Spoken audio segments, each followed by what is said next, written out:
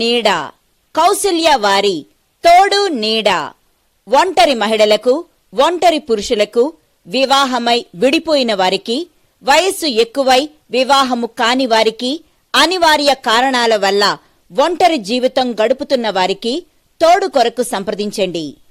ఏ మతము వారైనా, ఏ కులము వారైనా, ఏ వర్గము వారైనా వివాహం కొరకు మమ్ములను సంప్రదించగలరు. కౌసల్య వారి తోడు నీడ. Cell number 6350508729. ప్రజలకు వెంటనే ఇళ్ల స్థలాలు ఇళ్లను ఇవ్వాలి. వెంటనే పేదలకు ఇళ్ల స్థలాలు ఇవ్వాలి.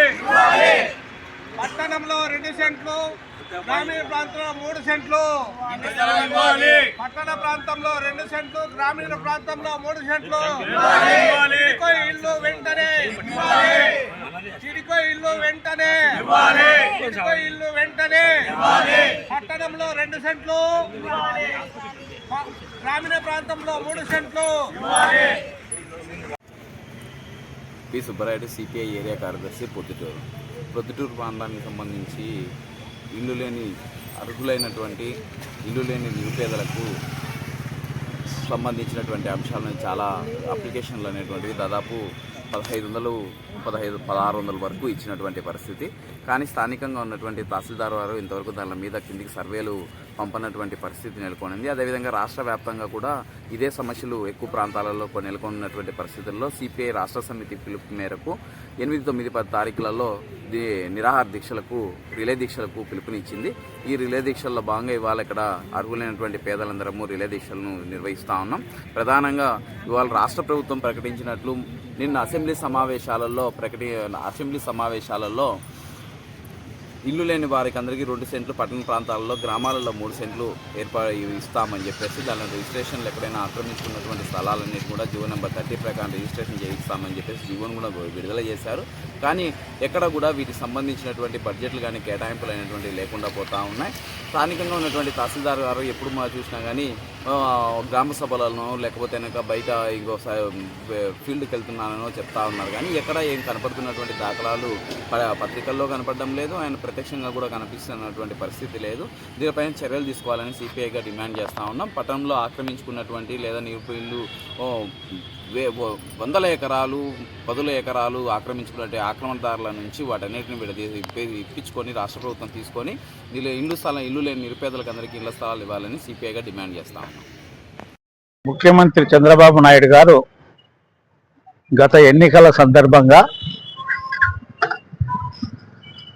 పల్లెలో నివసించేటువంటి పేదలకు 3 సెంట్ల భూమి ఇస్తానని చెప్పేసి, పట్టణంలో నివసించే పేదలకు 2 సెంట్ల భూమి ఇచ్చి ఇళ్ల నిర్మాణం కోసం 4 లక్షల రూపాయలు కేటాయిస్తానని చెప్పేసి వాగ్దానం చేసినాడు. ఒక మీటింగులోనో 2 మీటింగులలోనో చెప్పినటువంటి మాట కాదు ఇది. ఆయనకి ఎక్కడకు పోయినా ఈ మాటను పదే ప్రస్తావించినాడు. నేను ఖచ్చితంగా అధికారంలోకి వస్తే 2 సెంట్ల భూమిని పట్టణంలో ఉన్నటువంటి పేదలకు ఇస్తాను, పల్లెలలో ఉండేటువంటి పేదలకు 3 సెంట్లు ఇస్తానని చెప్పేసి వాగ్దానం చేసినాడు. జగనన్న ఇచ్చినటువంటి ఇల్లు 1 సెంటు భూమిలో నివాసం ఉండడానికి ఏమాత్రం సరిపోదని చెప్పేసి, అంత ఇరుకులో ఒక సంసారం కాపురం చేయడం అనేటువంటిది కష్టమైనటువంటి పని కాబట్టి నేను ఖచ్చితంగా 2 సెంట్లు 3 సెంట్లు భూమి ఇస్తానని చెప్పినాడు. చెప్పినటువంటి వాగ్దానాన్ని ఇవాళ మంత్రివర్గం కూడా ఆమోదించింది. అయితే మేము అడుగుతున్నది ఏంటంటే, మీరు కంటి తుడుపు చర్యగా క్యాబినెట్లో పెట్టి రెజల్యూషన్ పాస్ చేసి అసెంబ్లీలో తీర్మానం చేసినా కానీ ఆ వైపున 2 సెంట్ల భూమి 3 సెంట్ల భూమి ఇచ్చేటువంటి ప్రక్రియ ఇంతవరకు స్టార్ట్ కాలేదు. రెవెన్యూ యంత్రాంగం దాని మీద కసరత్తు చేయడం లేదు. అంటే ఇప్పటికీ 9 నెలలు దాటిపోయి సంవత్సరం కావస్తా ఉన్నా కానీ దీని మీద ప్రక్రియ పూర్తి కాకపోతే మీరు ఇట్లాగే దీన్ని నానబెట్టి వచ్చే ఎలక్షన్ల వరకు దీన్ని నానబెట్టి ప్రజలను మభ్యపెట్టే ప్రయత్నం చేస్తున్నారని మేము భావిస్తూ ఉన్నాం. మీరు ఎందుకంటే మీరు ఇచ్చినటువంటి మాటలు నిలబెట్టుకుంటారు అనేటువంటి నమ్మకం అనేటువంటిది ఇవాళ గత పాలన చూసిన తర్వాత ప్రజలకు సన్నగిల్లుతా ఉంది. మీరేం చెప్పినారు ఈ ఎన్నికల్లోనే? ఏం చెప్పినారు? నేను వస్తే కరెంటు ఛార్జీలు తగ్గిస్తానని చెప్పినారు. కానీ కరెంటు ఛార్జీలు తగ్గించకపోగా ఇవాళ పెద్దగా పెంచేస్తా ఉన్నారు. ఒకప్పుడేమో జగన్ సెకితో చేసుకున్నటువంటి విద్యుత్ ఒప్పందాన్ని అవినీతిమయమైందని కోర్టుకు పోయి సవాల్ చేసినటువంటి మీరు ఇవాళ సెకి ఒప్పందాన్ని రద్దు చేసుకోకుండా ఇవాళ ప్రజల మీద సంవత్సరానికి 1,20,000 కోట్ల రూపాయల భారం మోపేటువంటి ఒప్పందానికి శ్రీకారం చుట్టినారు. అంటే మీరు చెప్పేది ఒకటి చేసేది ఒకటి అనేటువంటిది ప్రజలకు అర్థమవుతా ఉంది. ఇప్పటికైనా మీరు ఇచ్చినటువంటి వాగ్దానం ఏదైతే ఉందో, పట్టణంలో 2 సెంట్లు, పల్లెలో 3 సెంట్లు ఇస్తూ 5 లక్షల రూపాయల నిర్మాణానికి ఇవ్వాల్సినటువంటి అవసరం ఉంది. ఇవాళ అన్ని వస్తువుల ధరలు, ఇంటి సామాగ్రి ధరలు, ఇసుక, ఐరన్, సిమెంటు ఇవన్నీ కూడా పెరిగిపోయినాయి. కాబట్టి 5 లక్షల రూపాయలు ఇచ్చి పక్కా ఇండ్లు నిర్మించి ఇవ్వాలి. అట్లాగే టిట్కో ఇండ్లు పూర్తయినటువంటి అవి ప్రజలకు అలాట్ చేయాలి, పేదలకు అలాట్ చేయాలి. జగనన్న కాలనీలు నిరర్థకంగా పడిపోయినాయి. 1000 కోట్లు దాని మీద ఖర్చు పెట్టినారు. 1000 కోట్లు ఖర్చు పెట్టిన తర్వాత అవి అట్లా నిరర్థంగా పడిపోవడం అనేటువంటిది ప్రభుత్వానికి మంచిది కాదు, ప్రజలకు మంచిది కాదు. ఎందుకంటే ఇది వ్యక్తిగతంగా ఎవరు ఆస్తో కాదు, జగన్ పెట్టినటువంటి సొంత ఆస్తి కాదు, చంద్రబాబు నాయుడు పెట్టినటువంటి సొంత ఆస్తి కాదు. ప్రజలు తాము చెల్లిస్తున్నటువంటి పన్నుల ద్వారా వచ్చినటువంటి డబ్బుతో మీరు ఆ డబ్బులను అక్కడ ఆస్తులుగా క్రియేట్ చేసినారు.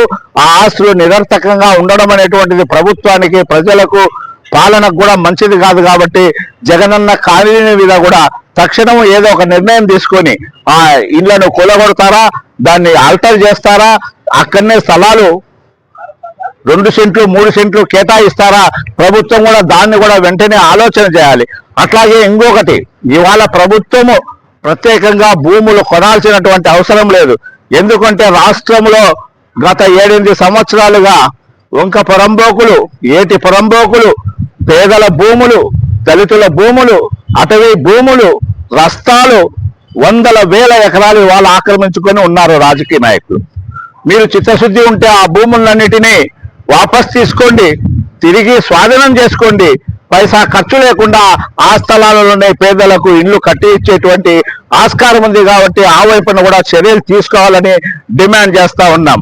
మీరేమో ఒకవైపున అన్ని ధరలు పెంచుతా ఉన్నారు, కరెంటు ఛార్జీలు పెంచినారు, రీసెంట్ గా గ్యాస్ ధరలు పెంచినారు, నిత్యావసర సరుకులు ధరలు పెరిగిపోయినాయి, పనులు అంతగా లేవు.